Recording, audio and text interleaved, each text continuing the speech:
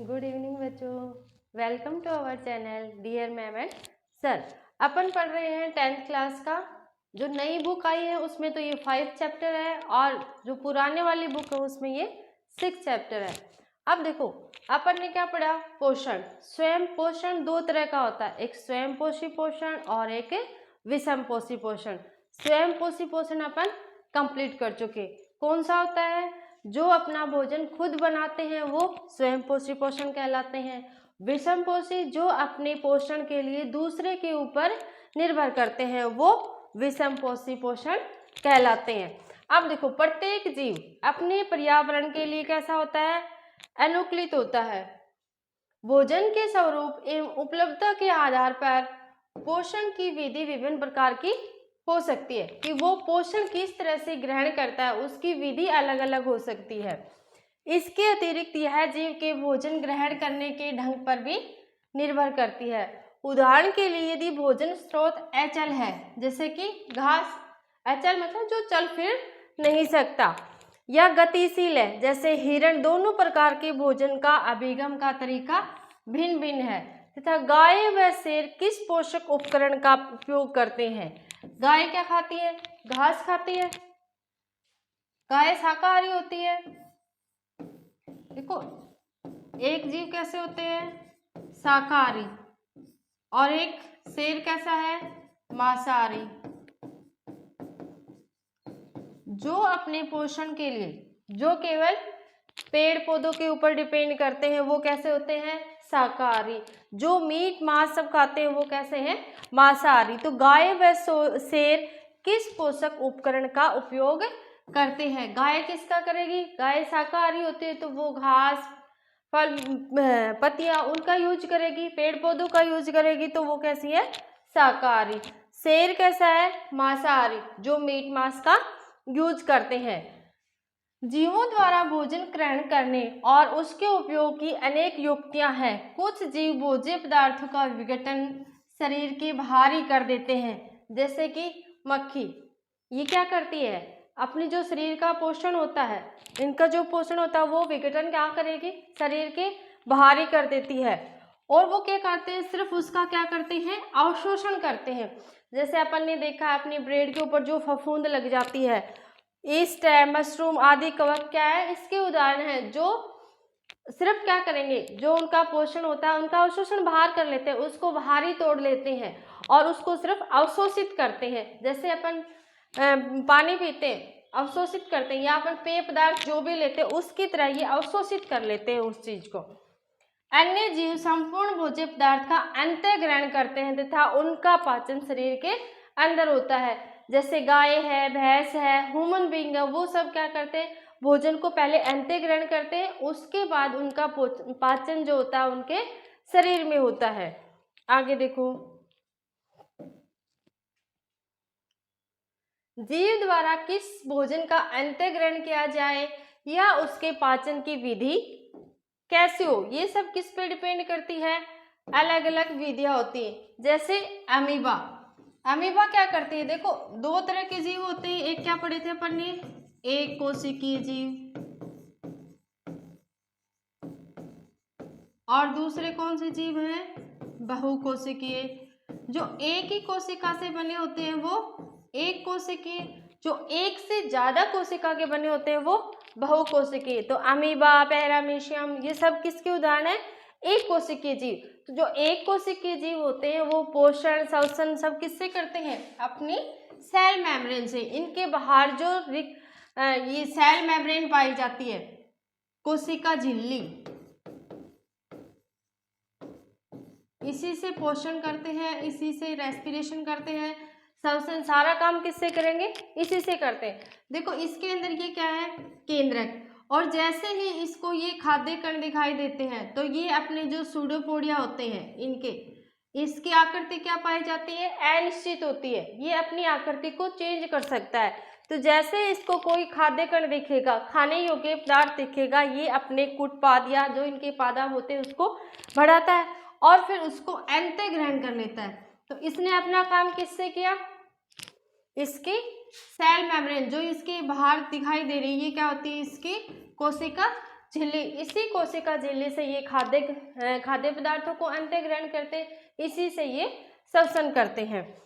तो देखो, जैसे कुछ अन्य जीव पौधे और जंतुओं को बिना मारे उनसे पोषण प्राप्त करते हैं। जो बिना मारे उनसे पोषण प्राप्त करेंगे उनको अपन क्या कहेंगे? परजीवी। वो क्या होते हैं? परजीवी, जो अपने भोजन के लिए दूसरों को मारते नहीं है, सिर्फ उनके ऊपर डिपेंड करते हैं, उनसे अपना पोषण ले लेते हैं। तो परजीवी, परजीवी का मतलब क्या? जो अपने जीने के लिए दूसरे प्राणी के ऊपर निर्भर करता है, वो कैसे है? परजीवी। जैसे कि इसके एग्जाम्पल क्या है? अमरबेल, किलनी, जू, लीच और फीताकर्मी, ये सारे जीव कैसे हैं? परजीवी होते हैं, जो दूसरे प्राणी के ऊपर अपने भोजन के लिए निर्भर करते हैं। फिर है कि जीव अपना पोषण कैसे करते हैं। जीव में जैसे अपन है, एक कोशिकीय जीव होते हैं और एक बहुकोशिकीय जीव होते हैं। तो वो अपना भोजन ग्रहण कैसे करते हैं? देखो, एक कोशिकीय जीवों में भोजन संपूर्ण सतह से लिया जाता है। जैसे कि अपन ने एग्जाम्पल किसका देखा? अमीबा का। इसकी सतह से ही इसका पोषण लिया जाता है और इसी सतह से इसका श्वसन भी होता है। लेकिन जीव की जटिलता बढ़ने के साथ साथ विभिन्न कार्य करने वाले अंग विशिष्ट हो जाते हैं। उदाहरण के लिए अमीबा कोशिकीय सतह से अंगुली जैसे अस्थायी पर्वत की मदद से भोजन ग्रहण करता है। ये इसके अस्थायी पर्वत निकले ना, इसकी जो संरचना होती है वो अनियमित प्रकार की होती है। ये अपनी संरचना को बदल सकते हैं। यह पर्वत भोजन के कणों को घेर लेते हैं और संगठित होकर खाद्य रिक्तका बनाते हैं। जैसे संगलित हो जाएंगे, खाद्य रिक्तका बना लेंगे और उस खाद्य रिक्तका के अंदर ये खाद्य कण को ले लेते हैं और उसके बाद उसका अंतः ग्रहण कर लेते हैं। फिर किसका आता है? पैरामीशियम का। देखो, पैरामीशियम में भी क्या होता है? इसी तरह के एक तरह से इसके अंदर क्या पाया जाता है? कोशिका द्रव्य पाया जाता है। कोशिका द्रव्य के अंदर वो भी उसकी पैरामीशियम की स्ट्रक्चर किस तरह से होती है?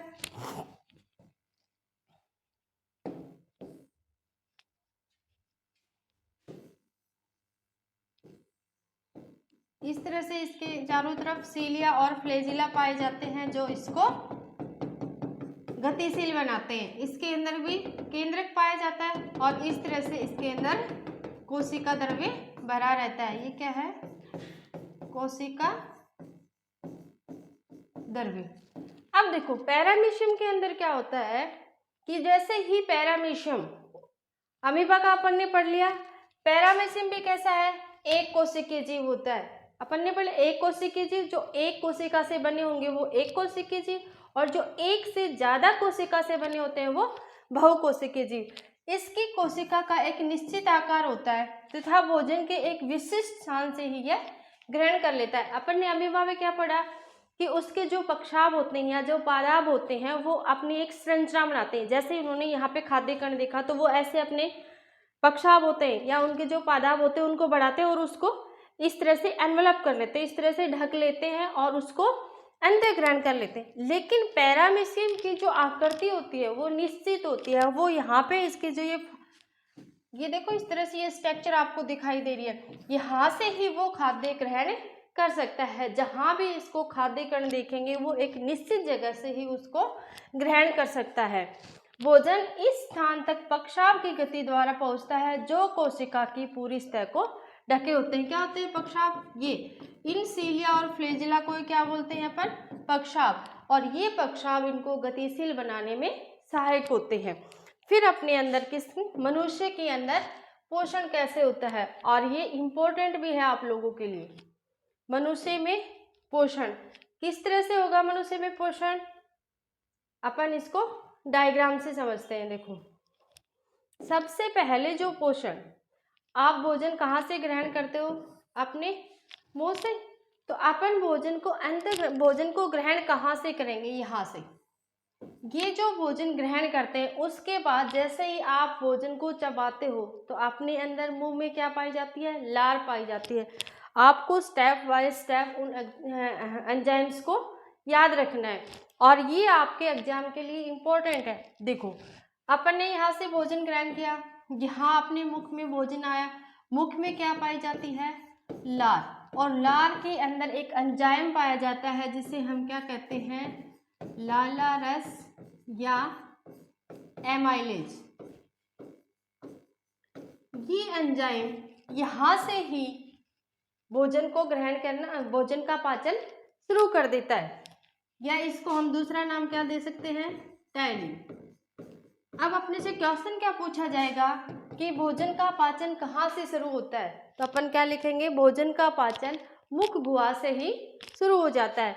उसके बाद यहाँ से अपन ने उस भोजन को चबाया, उस तरह से चबा चबा के लार में उसके इस तरह से गोलस बन जाते हैं, बोलस बन जाएंगे, गोले बन जाते हैं। तो ये गोले इस तरह से पैरास्टैटिक मूवमेंट करते हुए, इसको अपन क्या बोलते हैं? कर्माकुंचन गति। देखो सेकंड क्वेश्चन अपना क्या बनेगा? ये पहला क्वेश्चन। दूसरा क्वेश्चन क्या बनता है कि मुंह से जो भोजन अमाशय में आता है वो कौन सी गति करते हुए आता है? तो आंसर क्या होगा? कर्माकुंचन गति। यहाँ से जो भोजन आएगा बोलस जो गोलिकाओं के रूप में बन गया, जैसे ही भोजन ने अपन ने चबाया, लार, ये जो लार ग्रंथि होती है वो लार को स्राव करती है और भोजन को लसलसा बना देती है। तो वो भोजन यहाँ से कर्माकुंचन गति करते हुए आ जाता है। यहाँ पे इसके अमाशय के अंदर, इसकी जो ये बाहर वाली लेयर होती है, इसके अंदर क्या पाई जाती हैं? जठर ग्रंथियाँ। इस जठर ग्रंथि के अंदर एंजाइम को स्रावित करते हैं। एक एंजाइम होता है HCl और दूसरा एंजाइम अपना कौन सा होगा? जो पेप्सिन। अब देखो भोजन के साथ अन्य कोई भी सूक्ष्म जीव आ जाते हैं जो अपने शरीर के अंदर बीमारी को फैला सकते हैं। तो जो ये HCl होता है, ये HCl अम्लीय माध्यम उत्पन्न करता है जिससे जितने भी सूक्ष्म जीव आते हैं एक तो वो मर जाते हैं, दूसरा जब ये अम्लीय माध्यम उत्पन्न करेगा तो ये पेप्सिन काम करना शुरू कर देगा और ये प्रोटीन का पाचन कर देता है। इसने क्या किया? प्रोटीन का पाचन। उसके बाद देखो ये इधर अपने पास क्या है? लीवर। इस लीवर पित्ताशय, ये यकृत, यकृत से क्या होगा? पित्त का श्रावण। अब देखो क्वेश्चन यहाँ से दो तरह के बनते हैं। पहला क्वेश्चन क्या बनेगा कि पित्त का श्रावण का स्राव कहाँ से होता है, तो अपने पास आंसर क्या आएगा? लीवर या यकृत।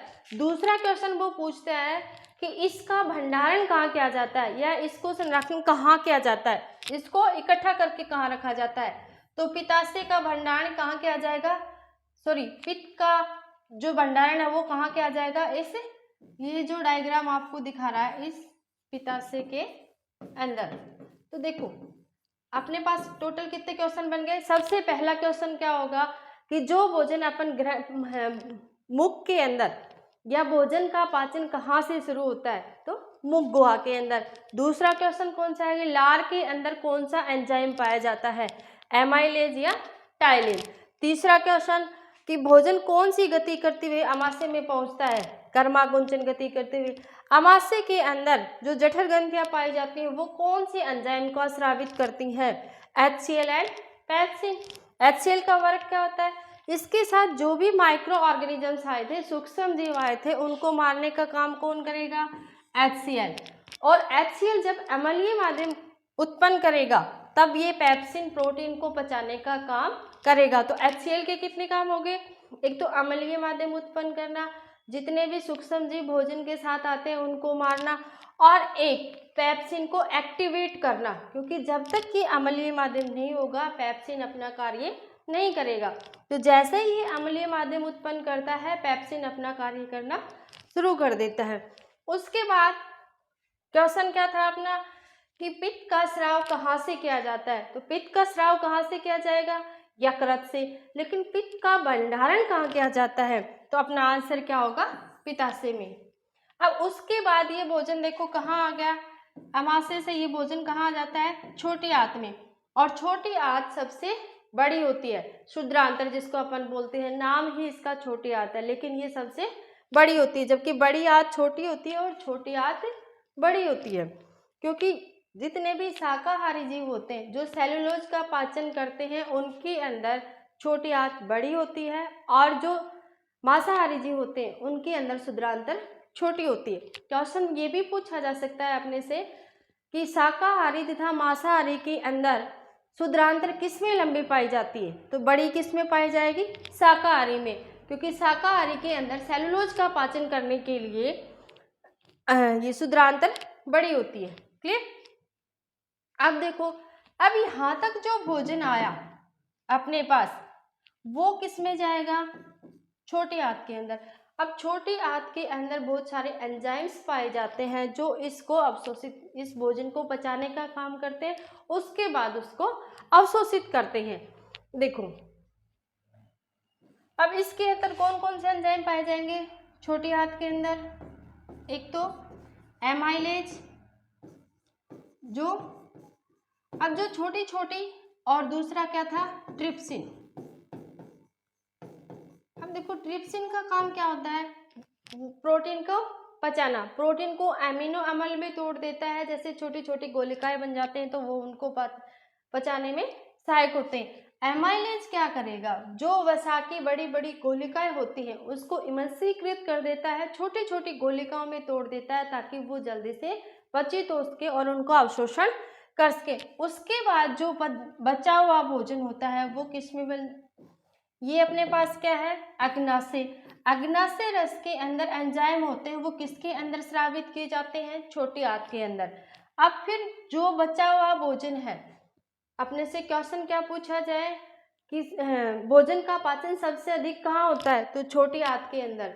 बड़ी आंत में जो बचित भोजन रह जाता है उसका अवशोषण किया जाता है, बाकी जो पानी रह जाएगा उसका अवशोषण भी किस में किया जाएगा, बड़ी आंत में। उसके बाद ये गुदाद्वार के बाद जो अपशिष्ट पदार्थ होते हैं वो गुदाद्वार के द्वारा बाहर निकाल दिए जाते हैं। एक अपने पास है परिशेषिका। ये परिशेषिका का काम क्या होता है, अपेंडिक्स, सुना है ना, उसका अपेंडिक्स का ऑपरेशन होगा। ये अपने बॉडी के अंदर, अपने शरीर के अंदर एक एक्स्ट्रा पार्ट होता है, अगर इसको अपन निकाल भी दें तो अपने पाचन पर कोई भी इफेक्ट नहीं होता है। जैसे अपना पाचन हो रहा था, जैसे अपन फूड को ग्राइंड करते हैं, भोजन को लेते हैं, जो एंजाइम्स होते हैं वो अपना काम करते हैं और अपन भोजन को पचा लेते हैं। तो अगर ये शरीर से निकाल भी दी जाए तो भी अपने अंदर पोषण के अंदर या अपने भोजन को पचाने में कोई भी प्रभाव नहीं पड़ता है। ठीक है,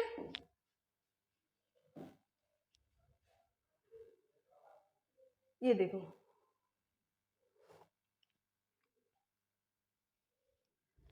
क्लियर।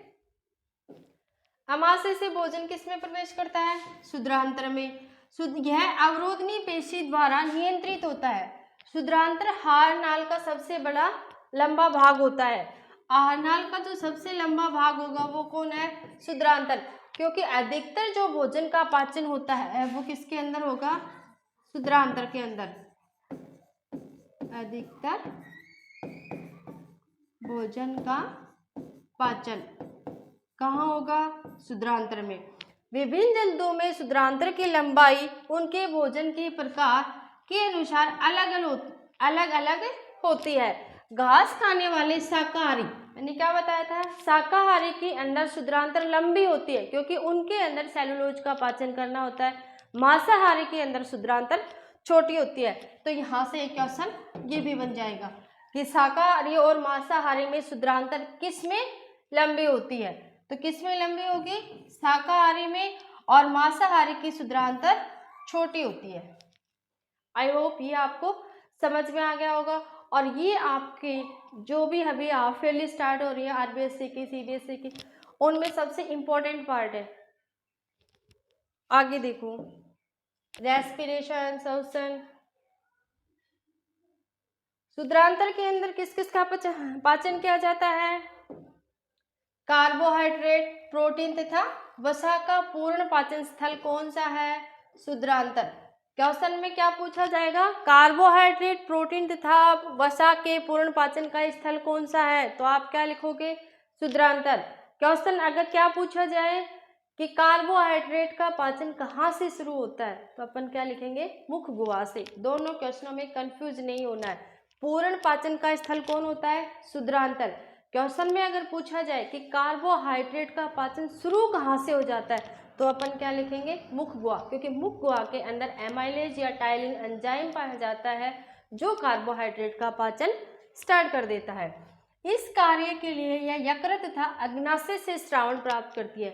अग्नाशय तथा यकृत, यकृत से क्या आता है? पित्तरस, और अग्नाशय से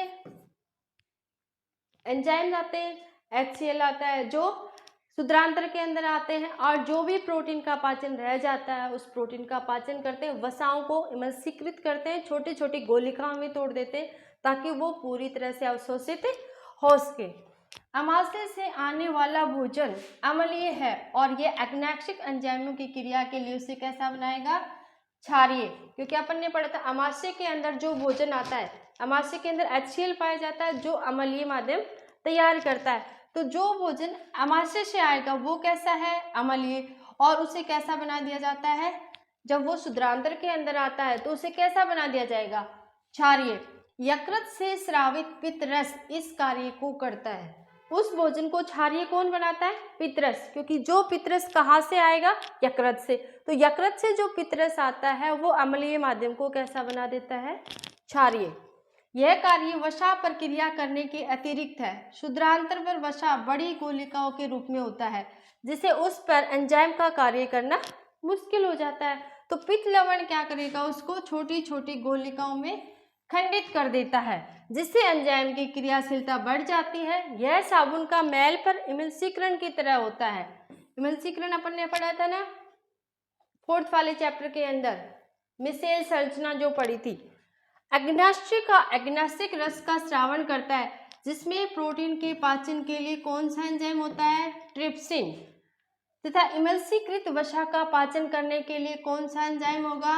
लाइपेज। तो अब तक अपन ने एंजाइम कितने पढ़ लिए? 4, HCl, ट्रिप्सिन, पेप्सिन और लाइपेज। शुद्रांतर की भित्ति में ग्रंथि होती है जो आंतर रस को स्रावित करती है। इसमें उपस्थित एंजाइम अंत में प्रोटीन को किस में तोड़ देते हैं? अमीनो अम्ल में। जटिल कार्बोहाइड्रेट को ग्लूकोज में तथा वसा को वसा अम्ल तथा ग्लिसरॉल में परिवर्तित कर देते हैं। प्रोटीन, क्योंकि एक प्रोटीन के अंदर 20 अमीनो अम्ल पाए जाते हैं, तो ये जो पेप्सिन और ट्रिप्सिन दोनों ही काम किस पे करते हैं? प्रोटीन को। ये प्रोटीन को अमीनो अम्ल में तोड़ देते हैं, कार्बोहाइड्रेट को ग्लूकोज में तथा वसा को वसीय अम्लों में तोड़ देते हैं या फिर ग्लिसरॉल में।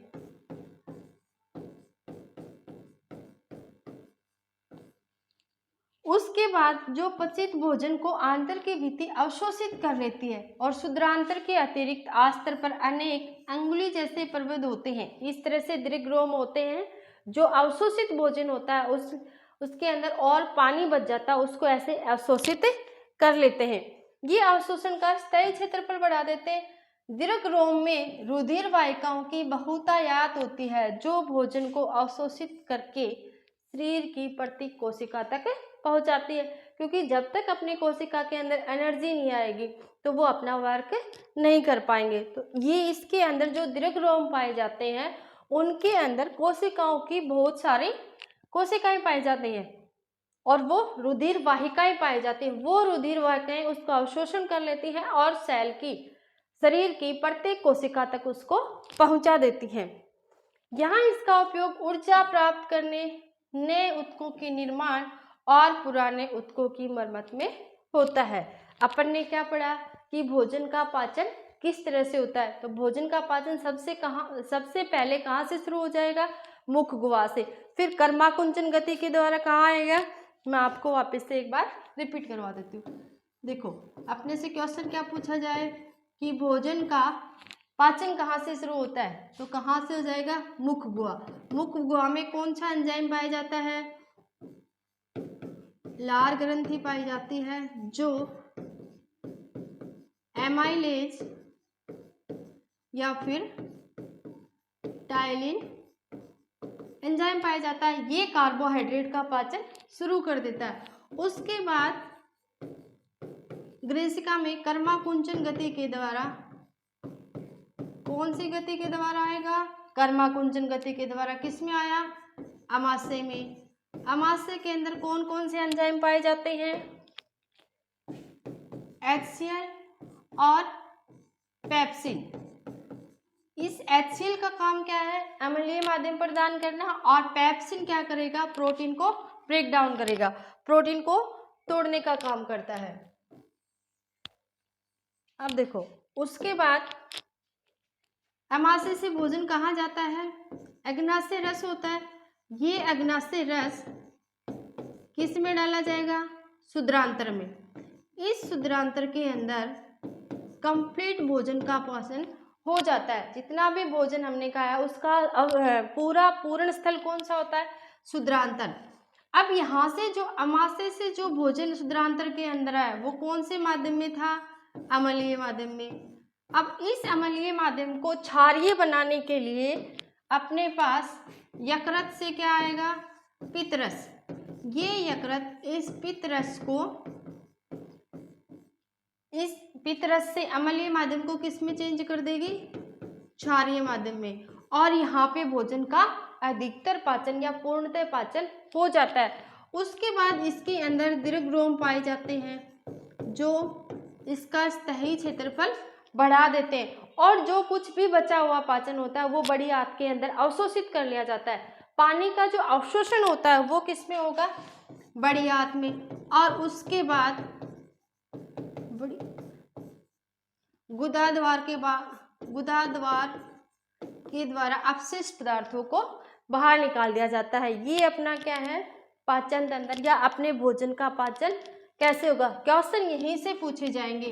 1 वर्ड के जो क्वेश्चन होते हैं, एक नंबर के जो क्वेश्चन बनेंगे वो सारे यहीं से बनेंगे।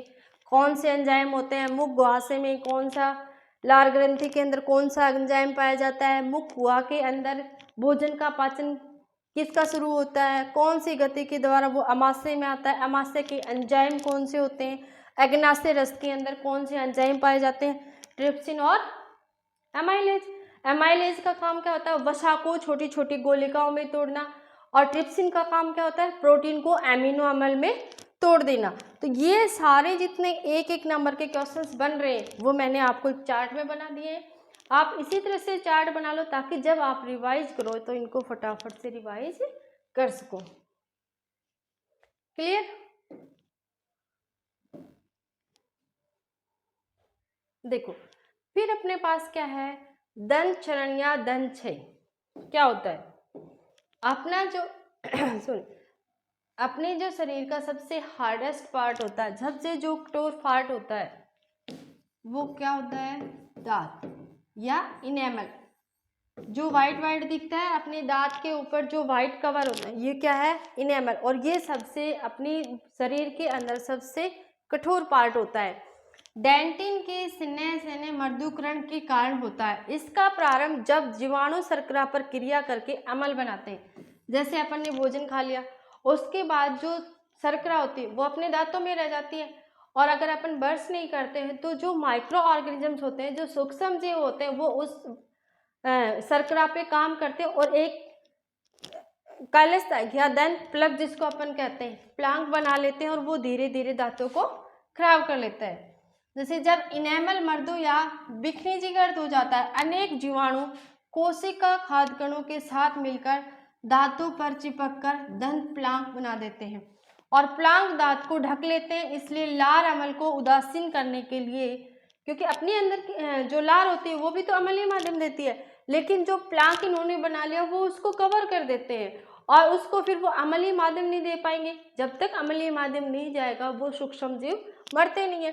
तो इस तरह से धीरे धीरे क्या हो जाता है, वो अपने दांत को खराब कर देते हैं। इससे पहले कि जीवाणु अम्ल पैदा करके भोजन उपरांत दांतों में ब्रश करने से प्लांक हट सकता है। इसीलिए तो कहते हैं डॉक्टर कि सुबह और शाम दोनों तरफ ब्रश करना चाहिए। अगर आप सुबह ब्रश नहीं करो तो भी सही, लेकिन रात को ब्रश करके पक्का सोना चाहिए, क्योंकि अपनी दांतों के देखो दिन में अपन कुछ ना कुछ खाते रहते हैं तो वो पूरी तरह से एक्टिवेट नहीं होते, पूरी तरह से जितने भी सूक्ष्म जीव होते हैं वो काम नहीं कर पाते। लेकिन रात को जब अपन सो जाते हैं तो उनको अच्छा खासा मैदान मिलता है, वो आराम से अपना काम कर सकते हैं, और शर्करा पे काम करके वो प्लांक बना लेते हैं। क्योंकि पूरी रात अपन सोते हैं लेकिन सूक्ष्म जीव नहीं सोते, वो अपना काम करते रहते हैं और अपने दांत के ऊपर एक प्लांक बना लेते हैं जो अपने दांतों को खराब कर लेते हैं। जो दिन में ब्रश करते हैं या नहीं करते हैं, लेकिन रात को ब्रश हमें जरूर करना चाहिए। उसके बाद अपने पास क्वेश्चन देखो बेटा, स्वयंपोषी तथा विषमपोषी पोषण में क्या अंतर है? स्वयंपोषी पोषण कौन सा होता है? जो अपना भोजन खुद बनाते हैं, जैसे कि प्लांट्स, पेड़ पौधे। विषमपोषी ह्यूमन बीइंग, मानव किस में आता है? विषमपोषी पोषण में। जो अपने पोषण के लिए दूसरे जीवों पर आधारित रहता है वो सारे कौन से होते हैं? विषमपोषी पोषण। जो दूसरे जीवों को मारते नहीं, हानि नहीं पहुंचाते, उनसे अपना भोजन लेते हैं, वो कैसे होते हैं? परजीवी। प्रकाश संश्लेषण के लिए आवश्यक कच्ची सामग्री पौधे कहाँ से प्राप्त करते हैं? तो अपने को क्या चाहिए? CO2 और H2। तो ये CO2 वो कहाँ से लेंगे? पर्यावरण से। पर्यावरण के अंदर कार्बन डाइऑक्साइड पाई जाती है, ऑक्सीजन होती है, नाइट्रोजन होती है। तो जो कार्बन डाइऑक्साइड वो लेते हैं वो कहाँ से ले लेंगे? पर्यावरण से। और जो जल होता है वो पेड़ पौधे अपने जड़ों से ग्रहण कर लेंगे। क्वेश्चन में अपने से क्या पूछा है कि प्रकाश संश्लेषण के लिए आवश्यक कच्ची सामग्री। कच्ची सामग्री कौन सी होती है? कार्बन डाइऑक्साइड और जल, जिससे मिलके वो ग्लूकोज बनाते हैं। तो ये कार्बन डाइऑक्साइड वो कहाँ से लेंगे? पर्यावरण से। और जल कहाँ से लेंगे? अपनी जड़ों से वो अवशोषित कर लेंगे। हमारे अमाशय में अम्ल की भूमिका क्या है? अपने अमाशय में HCl पाया जाता है, हाइड्रोक्लोरिक अम्ल। ये अम्ल भोजन के साथ जितने भी सूक्ष्म जीव आ जाते हैं उनको किल करते हैं। दूसरा, ये अम्लीय माध्यम प्रदान करते हैं। तीसरा, जब तक ये अम्लीय माध्यम प्रदान नहीं करेंगे पेप्सिन एंजाइम अपना कार्य नहीं करता है। तो क्या लिख सकते हैं? पेप्सिन को एक्टिवेट करने का काम करते हैं। ऐसे आपको पॉइंट बना के लिखते हैं। फर्स्ट में क्या लिखोगे? अम्लीय माध्यम प्रदान करते हैं। दूसरा क्या लिखोगे? कि ये जितने भी सूक्ष्म जीव, भोजन के साथ जितने सूक्ष्म जीव आ जाते हैं उनको मारने का काम करते हैं। तीसरा अपन क्या लिखेंगे? पेप्सिन एंजाइम को एक्टिवेट करने का काम कौन करता है? HCl। पाचक एंजाइमों का क्या कार्य है? पहले तो मेरे को ये बताओ, अपन ने कितने पाचक एंजाइम पढ़े हैं? HCl, पेप्सिन, एमाइलेज, ट्रिप्सिन और टाइलिन। तो इन सारे पाचक एंजाइमों का आपको काम लिखना है। HCl का काम क्या है?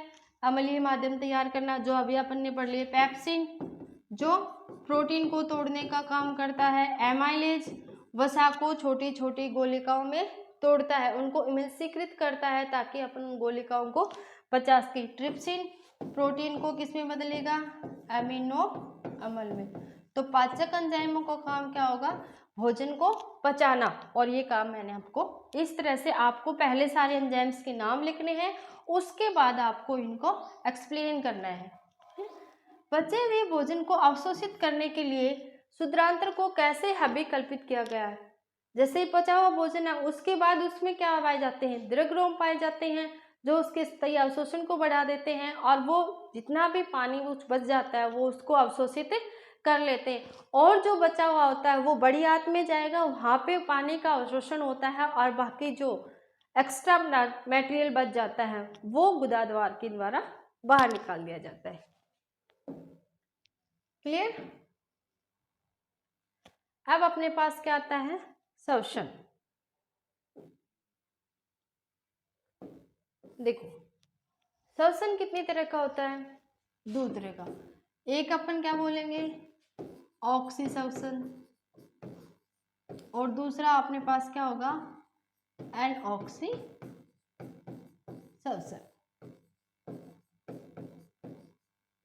जो शोषण ऑक्सीजन की उपस्थिति में होगा उसको अपन क्या बोलेंगे? ऑक्सीशोषण। और जो ऑक्सीजन एनऑक्सी मतलब अनुपस्थित। देखो नाम से पता चल रहा है ना, एन मतलब अनुपस्थित। जहां ऑक्सीजन की अनुपस्थिति होगी वो शोषण कौन सा हो जाएगा? एनऑक्सीशोषण। क्लियर? शोषण दो तरह का होगा, ऑक्सीशोषण और एनऑक्सीशोषण। जो ऑक्सीजन की प्रेजेंस में होगा, ऑक्सीजन की उपस्थिति में होगा, उस शोषण को आप क्या कहोगे? ऑक्सीशोषण। और उससे बनने वाले उत्पाद कौन से होंगे? कार्बन डाइऑक्साइड और एनर्जी मिलेगी, H2O मिलेगा और हमें क्या मिलेगी? एनर्जी मिलेगी। जो एनॉक्सी श्वसन होता है उसके बनने वाले उत्पाद एथेनॉल होते हैं, उसमें हमें एनर्जी नहीं मिलती है। अब इसको अपन आगे पढ़ेंगे। देखो, एक प्रश्नावली में क्या लेना है, चूने का पानी लीजिए। इस चूने के पानी में निश्वास द्वारा निकली वायु प्रवाहित कीजिए। नोट कीजिए कि चूने के पानी को दूधिया होने में कितना समय लगा। उसके बाद आपको एक सिरिंज या पिचकारी द्वारा दूसरी प्रश्नावली में ताज़ा चूने का पानी लेकर वायु प्रवाहित करनी है। नोट कीजिए कि इस बार चूने के पानी को दूधिया होने में कितना समय लगता है। निष्कासन द्वारा निकली वायु में कार्बन डाइऑक्साइड की मात्रा के बारे में हमें क्या दर्शाया जाता है। देखो, कार्बन डाइऑक्साइड तो क्या होगी भाई, जब आप इस तरह का एक्सपेरिमेंट करते हो तो अपन ने क्या पढ़ा, अगर ऑक्सीजन की उपस्थिति में हो रहा है तो बनने वाला प्रोडक्ट क्या होगा, कार्बन डाइऑक्साइड होगी और एनर्जी और H2O जल होगा। लेकिन जब हम ऑक्सीजन की अनुपस्थिति में करते हैं तो बनने वाले उत्पाद क्या होते हैं अपने पास, एथेनॉल, और एनर्जी हमें नहीं मिलती है। उससे में क्या बन जाता है, एथेनॉल बन जाता है। अब देखो, अपन ने क्या पढ़ लिया, पोषण। जिन खाद्य पदार्थों का अंतःग्रहण पोषण प्रक्रम के लिए होता है, कोशिकाएं उनका उपयोग विभिन्न जैव प्रक्रम के लिए ऊर्जा प्रदान करने के लिए करते हैं। जैव प्रक्रम क्या है, एक तरह से अपन जितने भी दैनिक कार्य कर रहे हैं वो अपने लिए क्या है, जैव प्रक्रम।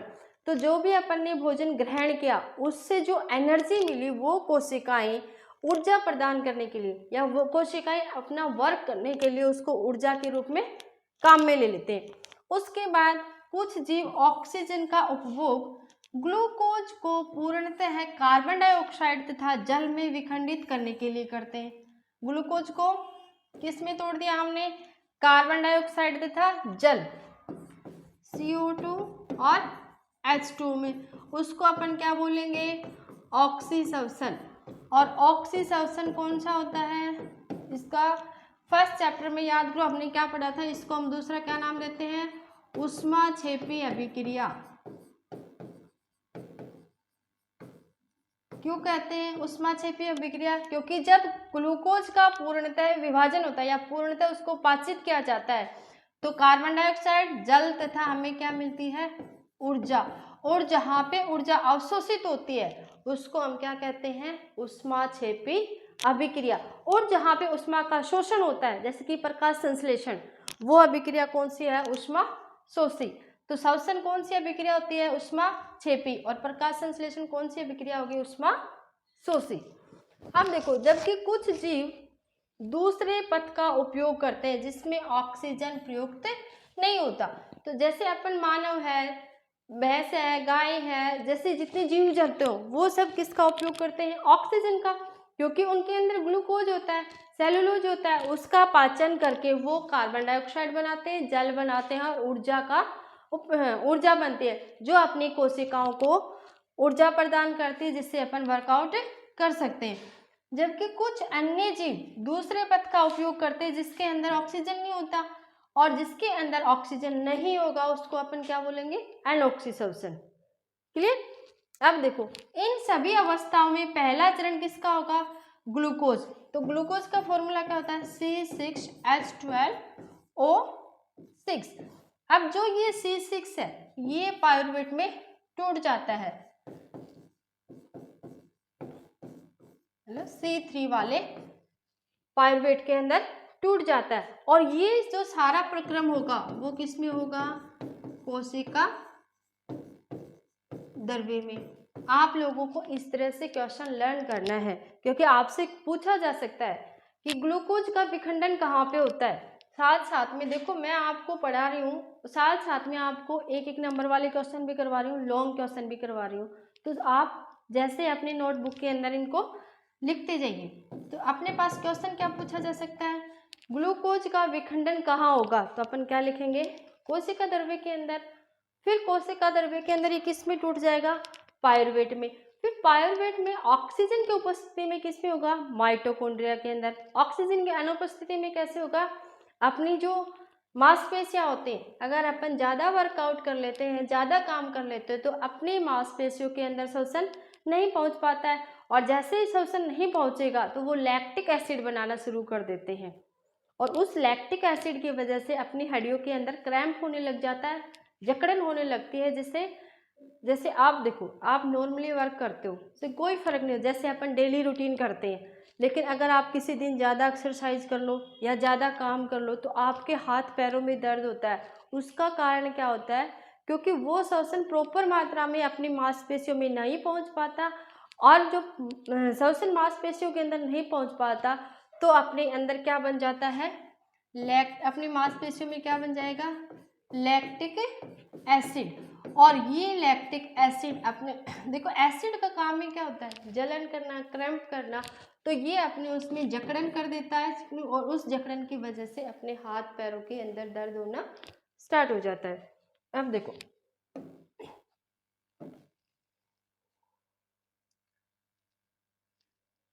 ये डायग्राम आपको अच्छे से लर्न होना चाहिए, क्योंकि यहाँ से क्वेश्चन एक नंबर के क्वेश्चन भी पूछे जाएंगे, या फिर अगर रेस्पिरेशन का डायग्राम और वो पूछा जाता है तो अपन आगे पढ़ेंगे। देखो, सबसे पहले अपने पास क्या है? Glucose.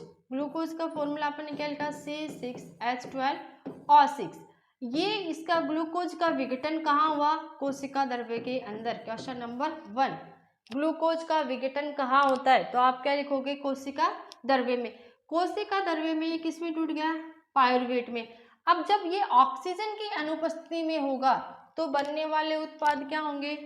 Ethanol, carbon dioxide, CO2 और ऊर्जा। उसके बाद ऑक्सीजन की अनुपस्थिति नहीं है, क्या है? अभाव, जो हमारी पेशी कोशिकाओं में पाई जाती है, तो वो कहाँ हो जाएगा? लैक्टिक अम्ल और ऊर्जा। उसके बाद अगर ऑक्सीजन की उपस्थिति में होगा तो कहाँ होगा? माइटोकॉन्ड्रिया के अंदर। और क्या बनाएगा? CO2, जल तथा ऊर्जा। अब दूसरा क्वेश्चन अपने से क्या पूछा जाता है कि पायरुवेट का विघटन कहाँ होता है? तो कहाँ कहाँ होगा? अपने जो ह्यूमन बीइंग होते हैं, जीव होते हैं, जिसके अंदर सॉरी, कहाँ होगा? उसमें माइटोकॉन्ड्रिया में, और ऑक्सीजन की उपस्थिति में। अगर ऑक्सीजन की अनुपस्थिति में होगा वो किस में होगा? ईस्ट में। और ऑक्सीजन के अभाव में होगा वो कहाँ होगा? हमारी मांसपेशियों में। बनने वाले उत्पाद क्या क्या हैं? एथेनॉल, कार्बन डाइऑक्साइड और ऊर्जा। लैक्टिक अम्ल और ऊर्जा। कार्बन डाइऑक्साइड, जल तथा ऊर्जा। तो ये इंपॉर्टेंट है, आप इसको लर्न कर लेना। कोशिकीय श्वसन द्वारा मोचित ऊर्जा तत्काल में किस में चेंज हो जाती है? ATP नामक अणु के संश्लेषण में प्रयुक्त हो जाती है। ATP की फुल फॉर्म लर्न कर लेना, एडिनोसिन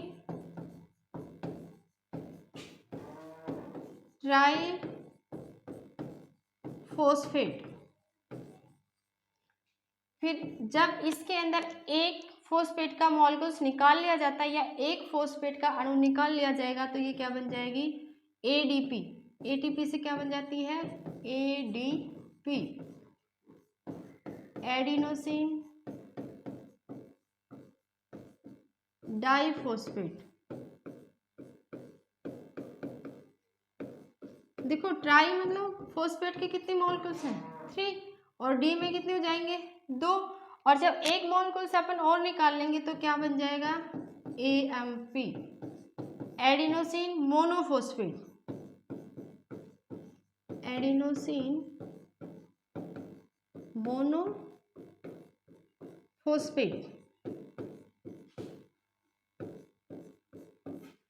क्लियर? जो कोशिका ATP के विखंडन में एक निश्चित मात्रा में ऊर्जा मोचित होती है, जो कोशिका के अंदर होने वाली आंतरोसिन एंडोथर्मिक क्रियाओं का परिचालन करती है। देखो, दो तरह की क्रिया होती है, एक तो एक्सोथर्मिक और एक एंडोथर्मिक। एंडोथर्मिक मतलब जो सेल्स के अंदर होते हैं, जो कोशिकाओं के अंदर होते हैं। तो ATP का काम क्या होता है? ATP अपन को ऊर्जा देने का काम करती है, एडिनोसिन ट्राइफॉस्फेट। कई बार इसकी फुल फॉर्म पूछ ली जाती है, तो आप इसको लिख लेना और लर्न भी कर लेना। और ये ATP क्या करते हैं? कोशिका के अंदर जितनी क्रियाएं होती हैं, क्योंकि देखो सारी कोशिकाएं अपना अपना वर्क करते हैं, कोशिकाओं से मिलके क्या बनता है? उत्तक, और उत्तक से क्या बनते हैं? तंत्र। तो जितनी भी कोशिकाएं काम करती हैं, एंडोथर्मिक रिएक्शन जो होती हैं उसके अंदर ATP उनको ऊर्जा देने का कार्य करती है। ये देखो, ये अपन ने पढ़ लिया एटीपी। जब एटीपी से अपन एक मोलकुल्स निकाला तो अपने पास क्या बन गया, एडीपी, ये निकाल दिया ना। और जब आप इसके अंदर एडीपी में एक फॉस्फेट का मोलकुल्स ऐड कर दिया तो अपने पास क्या बन गया, एटीपी।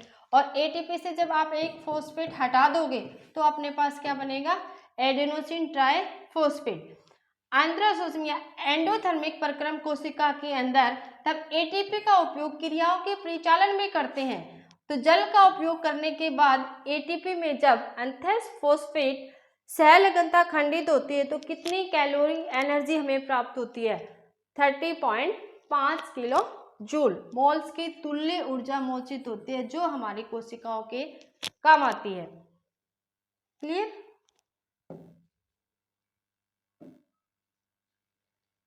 देखो, एक बैटरी विभिन्न प्रकार के उपयोग के लिए ऊर्जा प्रदान करती है। बैटरी का काम क्या होता है, जैसे इन्वर्टर के अपन बैटरी लगाते हैं तो वो लाइट को प्रोडक्शन देती है, लाइट बनाते हैं। उसी तरह से अपने अंदर जो एटीपी काम होते हैं वो एनर्जी देने का काम करते हैं, ऊर्जा देने का काम करते हैं, जो यांत्रिक ऊर्जा, प्रकाश ऊर्जा, विद्युत ऊर्जा इसी द्वारा अन्य के लिए उपयोग में लाई जाती है। इसी तरह कोशिका में एटीपी का उपयोग पेशियों के सिकुड़ने, प्रोटीन संश्लेषण, तंत्रिका आवेग का संचरण आदि अनेक क्रियाओं के लिए किया जाता है।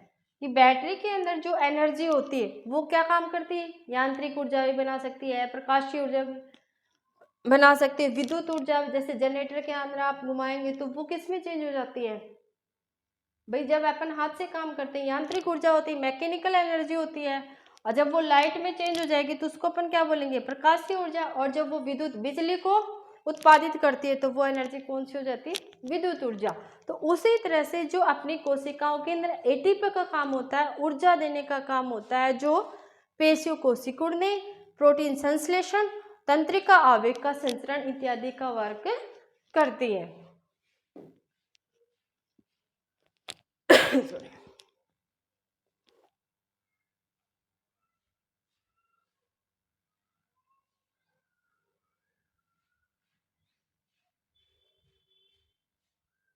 देखो, वायवीय श्वसन पथ ऑक्सीजन पर निर्भर करता है। अपन एक बार इसको, जो वायवीय श्वसन होता है, वायवीय श्वसन मतलब जो ऑक्सीजन पर निर्भर करता है। अतः वायवीय जीवों में यह सुनिश्चित करने की आवश्यकता है कि पर्याप्त मात्रा में ऑक्सीजन ग्रहण की जा रही है या फिर नहीं। जैसे अपन देख चुके हैं, पौधे में गैसों का जो आदान प्रदान होता है वो किसके थ्रू होता है, रंध्र के द्वारा। उनके अंदर रंध्र पाए जाते हैं और उनको खोलने और बंद करने का काम कौन करता है, स्टोमेटा। तो वो उनके अंदर, जैसे पौधे भी अपनी तरह श्वसन करते हैं, इसीलिए कहते हैं ना कि पेड़ पौधों के नीचे रात को नहीं सोना चाहिए। इसका मेन रीजन क्या होता है, क्योंकि जो पेड़ पौधे होते हैं वो रात को कार्बन डाइऑक्साइड छोड़ते हैं और ऑक्सीजन को ग्रहण करते हैं। दिन में वो फोटोसिंथेसिस, प्रकाश संश्लेषण का काम करते हैं, जिससे वो ऑक्सीजन को छोड़ते हैं। लेकिन जब वो श्वसन करते हैं तो कार्बन डाइऑक्साइड को छोड़ते हैं और ऑक्सीजन को ग्रहण करते हैं। इसीलिए रात को पेड़ पौधों के नीचे नहीं सोना चाहिए। जैसे कि ऐसे अपने बड़े बुजुर्ग बताते हैं कि पीपल के पेड़ के नीचे नहीं सोना चाहिए, क्योंकि पीपल के पेड़ में क्या होता है, सबसे ज़्यादा ऑक्सीजन होती है। तो जिस सबसे ज़्यादा ऑक्सीजन होने की वजह से वो रात को जब श्वसन करेगा तो कार्बन डाइऑक्साइड भी उतनी ही निष्कासित करता है और उसके नीचे सोने वाले व्यक्ति का दम घुटने लग जाता है। तो इस तरह बाकी जितने भी पेड़ पौधे होते हैं वो सब ऐसे ही करते हैं, ऑक्सीजन को लेते हैं और CO2 को छोड़ते हैं। तो हमें उनके नीचे रात को नहीं सोना चाहिए, पेड़ पौधों से दूर हमें अपनी चारपाई डाल के सोना चाहिए।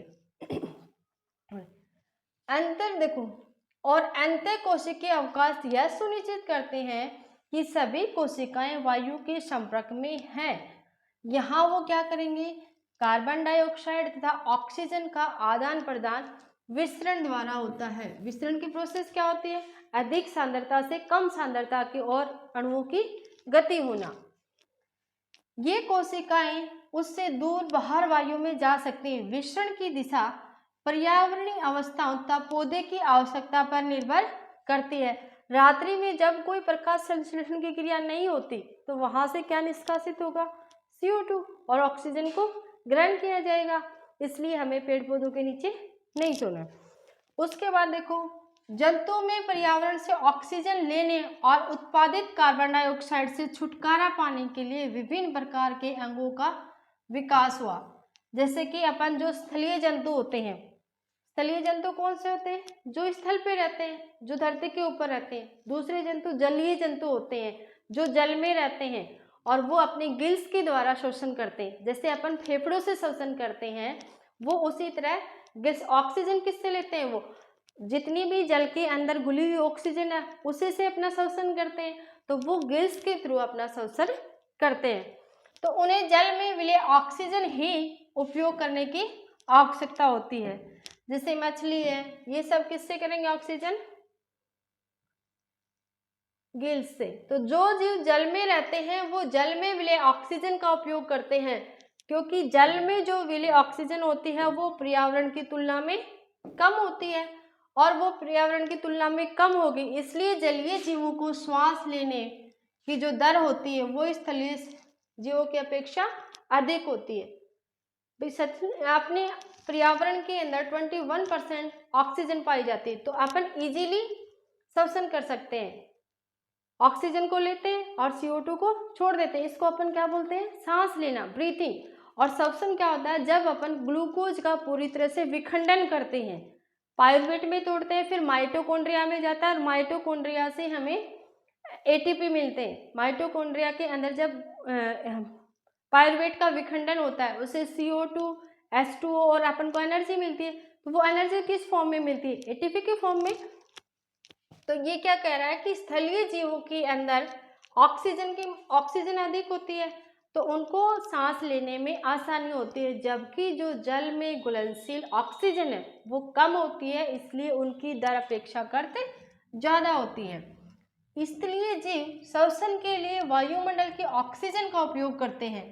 विभिन्न जीवों में यह ऑक्सीजन भिन्न भिन्न अंगों द्वारा अवशोषित की जाती है। इन सभी अंगों में एक रचना होती है जो उसके स्थायी क्षेत्रफल को बढ़ाती है। जैसे अपना श्वसन तंत्र होता है, उसके अंदर एलोविलाई पाए जाते हैं इस तरह से, जो अपने स्थायी क्षेत्रफल को बढ़ा देते हैं। तो हर एक जीव के अंदर अलग अलग संरचना पाई जाती है जो उसके स्थायी क्षेत्रफल को बढ़ा देती है, ताकि ऑक्सीजन को लिया जाए और अपनी बॉडी के अंदर जो CO2 है उसको बाहर निकाला जाए।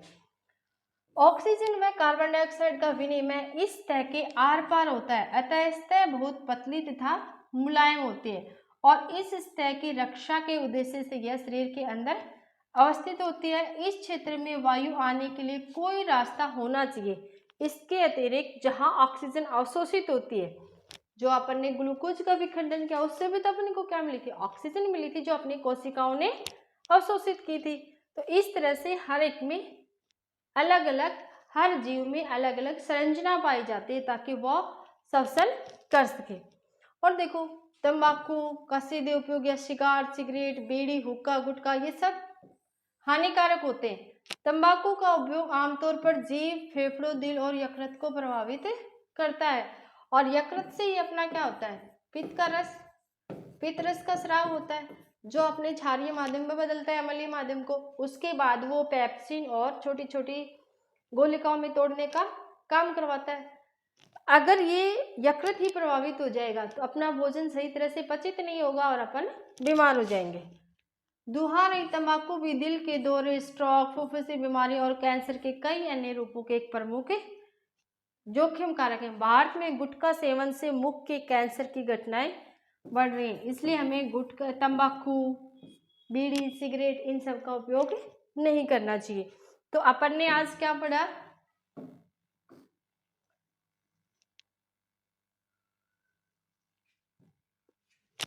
अपन ने जो पढ़ा, क्या पढ़ा था अपन ने? भोजन का पोषण किस तरह से होता है और उसको अवशोषित कैसे किया जाता है। फिर अपन ने क्या पढ़ा? श्वसन। अब देखो, श्वसन का अपन ये डायग्राम से इसको पढ़ते हैं कि भोजन मनुष्य के अंदर श्वसन होता कैसे है। सबसे पहले जो श्वसन होगा वो अपन कहाँ से लेते हैं? अपने नाक से, नासा द्वार से अपन क्या लेंगे?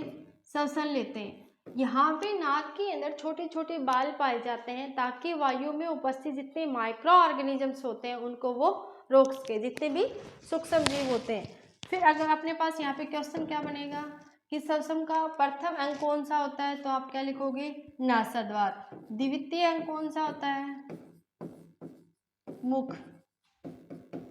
उसके बाद जैसे ही अपन ने नाक से सांस लिया, इस तरह से ये देखो, ये अपने पास क्या है, श्वास नली। इसके अंदर ये उपास्थि के वलय पाए जाते हैं सी शेप के, इस तरह से, ताकि अपनी जो श्वसन नली है ये पे सिकुड़ ना जाए। ये काम क्या करते हैं, ये जो उपास्थि के जो वलय पाए जाते हैं ये इसको जैसे इसके स्ट्रक्चर है वैसे इसको बना के रखते हैं। अगर ये उपास्थि के वलय नहीं पाए जाए तो ये सिकुड़ जाएगी, इसलिए ये इसको सिकुड़ने से बचाते हैं। इसकी फिर अपने पास देखो ये क्या है, कंठ, और ये ग्रसनी, ग्रसनी के नीचे क्या है, कंठ, जिससे अपनी आवाज निकलती है। किसी की आवाज मोटी होती है, किसी की आवाज पैनी होती है, तो वो सब डिपेंड किस पे करती है, कंठ पे। ये ग्रसनी, फेरिंग्स और ये लैरिंग्स। जो गाने के बोल होते हैं उनको भी अपन क्या कहते हैं, लैरिंग्स। तो जो गाने की आवाज होती है, जो अपनी आवाज डिपेंड करती है, वो किस पे करेगी, कंठ से। तो यहाँ से जो वायु आएगी वो अपना डायफ्राम क्या होगा, ऊपर हो जाता है, और डायफ्राम ऊपर होने से इसके अंदर जगह हो जाती है, वहाँ पे हवा भर जाती है, और जैसे ही डायफ्राम नीचे की तरफ जाएगा जो अपनी CO2 थी वो बाहर निकल जाएगी।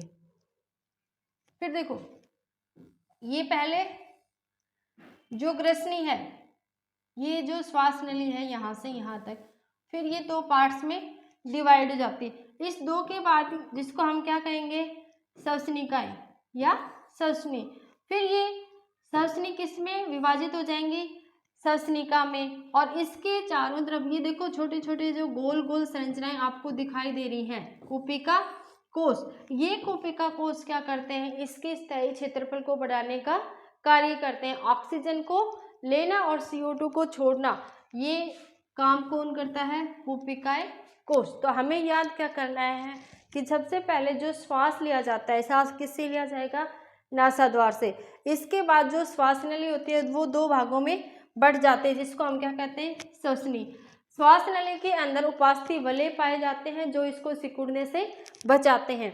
अब ये श्वसनी अपने छोटे छोटे भागों में विभाजित हो जाते हैं, जिसे हम क्या कहते हैं, श्वसनिका। और श्वसनिका के अंतिम छोर के ऊपर गोल गोल संरचनाएं पाए जाते हैं, जिसको आप क्या कहोगे, कूपिका कोश। और इन कूपिका कोश का काम होता है स्थायी क्षेत्रफल को बढ़ाना, ताकि ये ऑक्सीजन को ले सके और CO2 को बाहर छोड़ सके। क्लियर। इस तरह से इनकी संरचना देखो बड़ी करके दिखा रखी है। ये कूपिकाएं कोश होती हैं, ये जिन गैसों का आदान प्रदान करते हैं। तो कूपिका कोश का काम क्या होगा, गैसों का आदान प्रदान करना।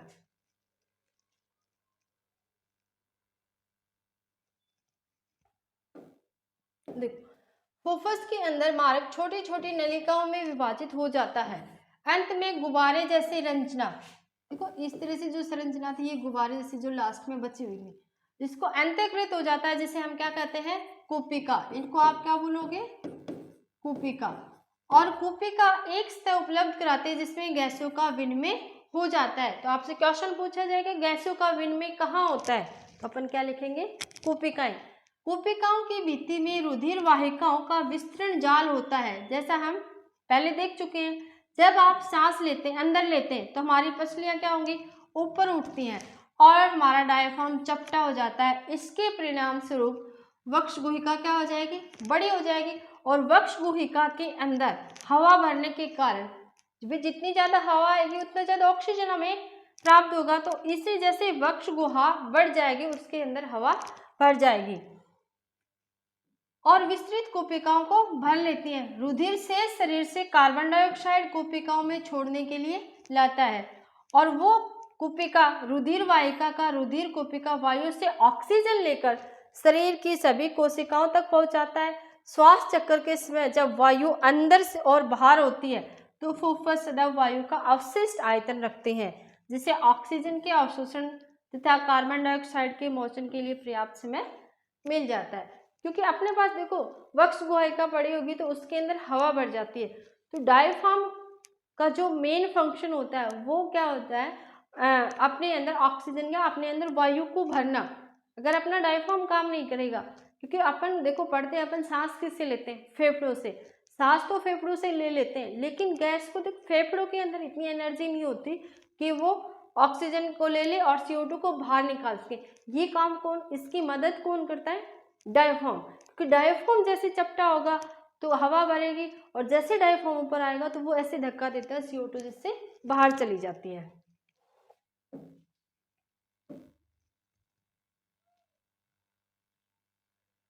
जैसे जैसे जंतुओं के शरीर का आकार बढ़ता है, अकेला विसरण क्या करेगा? उनका काम नहीं करता है, क्योंकि विसरण तो क्या करेगा? जो एक कोशिकीय जीव होते हैं उनके अंदर विसरण पर्याप्त होता है, क्योंकि उनकी जो सतह होती है, कोशिकीय सतह होती है, वो पर्यावरण से पूरी तरह से अटैच होती है। लेकिन अपन क्या है? बहुकोशिकीय जीव है, तो अपने अंदर श्वसन तंत्र पाया गया।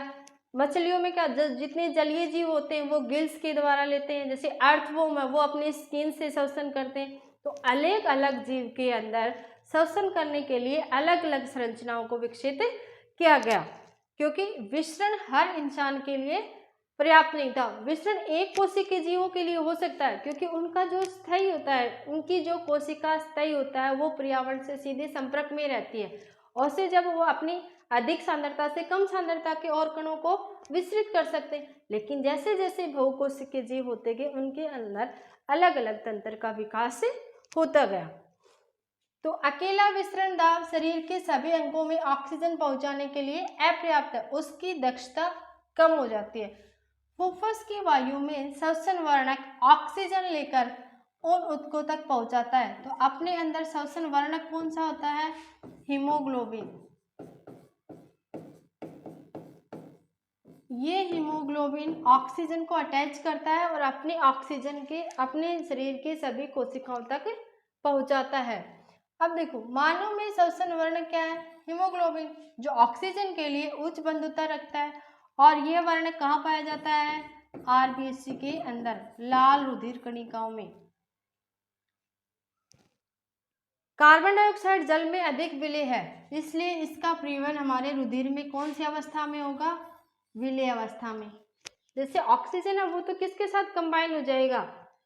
ऑक्सीजन, हीमोग्लोबिन के साथ, क्योंकि हीमोग्लोबिन ऑक्सीजन के साथ उच्च बंधुता रखता है, अच्छी खासी दोस्ती बना लेता है और अपनी कोशिका के सभी कोशिकाओं तक पहुंचा देता है। लेकिन जो कार्बन डाइऑक्साइड होती है वो भी अपनी बॉडी के अंदर रहती है, तो वो विलेय की फॉर्म में जाएगी, क्योंकि वो जल में अधिक घुलनशील होती है और वो विलेय अवस्था में ही अपने शरीर के अंदर परिवहन करती है या प्रवित करती है। देखो, यदि कोशिका के सतह को फैला दिया जाए तो लगभग 80 वर्ग मीटर क्षेत्र ढक लेंगी।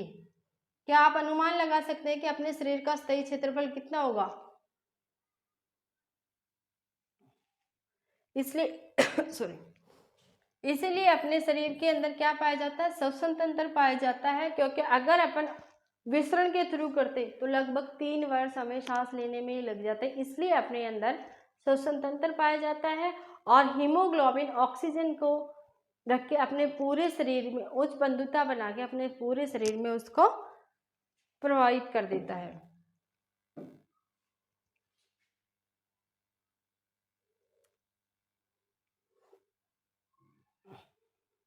देखो क्वेश्चन, श्वसन के लिए ऑक्सीजन प्राप्त करने की दिशा में एक जलीय जीव की अपेक्षा स्थलीय जीव किस प्रकार लाभप्रद है? क्योंकि जो जलीय जीव होते हैं वो सिर्फ जल में विलेय ऑक्सीजन को ही अवशोषित कर सकते हैं, लेकिन अपने पर्यावरण के अंदर जो ऑक्सीजन है वो अपन सीधा ले सकते हैं, इसलिए स्थलीय जीव क्या हो जाएंगे? लाभप्रद है। ग्लूकोज के ऑक्सीकरण से विभिन्न जीवों में ऊर्जा प्राप्त करने के विभिन्न पथ क्या हैं? देखो, हमें क्या बनाना है? ग्लूकोज। फिर ग्लूकोज कोशिका द्रव्य में किस में टूटेगा? पाइरूवेट में। अब ये पाइरूवेट किस में टूटेगा? जब ऑक्सीजन की अनुपस्थिति होगी ईस्ट में, तो ईस्ट में क्या बनाएगा? एथेनॉल C2H5OH और कार्बन डाइऑक्साइड और ऊर्जा। और जब ये ऑक्सीजन के अभाव में किस में टूटेगा? लैक्टिक अम्ल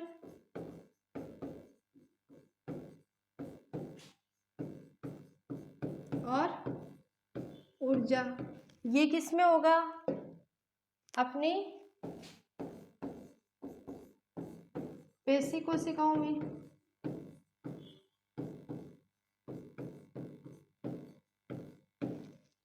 फिर तीसरा अपने पास क्या है? माइटोकॉन्ड्रिया। माइटोकॉन्ड्रिया में क्या? ऑक्सीजन की उपस्थिति में। माइटोकॉन्ड्रिया में टूटेगा CO2 प्लस H2O और ऊर्जा। ठीक है, इस तरह से आपको जब अगर क्वेश्चन में पूछ लिया जाए कि ऊर्जा प्राप्त करने के विभिन्न पथ, तो आप इस तरह से इसका आंसर लिख के आओगे। मनुष्यों में ऑक्सीजन तथा कार्बन डाइऑक्साइड का परिवहन कैसे होता है? ऑक्सीजन का परिवहन कैसे होगा? Hb हीमोग्लोबिन के साथ जुड़ के। और कार्बन डाइऑक्साइड का परिवहन कैसे होता है? वो जल में अधिक विलेय, अभी पढ़ा है अपन ने, विलेय की फॉर्म में होता है। गैसों के विनिमय के लिए मानव फुफ्फुस में अधिकतम क्षेत्रफल को कैसे अभिकल्पित किया जाता है? अपन क्या बनाएंगे? कुपिकाएं बनाएंगे। पहले श्वसन तंत्र का डायग्राम बना देंगे, उसमें कुपिकाएं दिखाएंगे और वो कुपिकाएं क्या करती हैं? गैसों का आदान प्रदान करती हैं। लगातार आप इस चैनल से जुड़े रहें। अपन आगे कौन सा करेंगे? वहन वाला। Thank you for watching.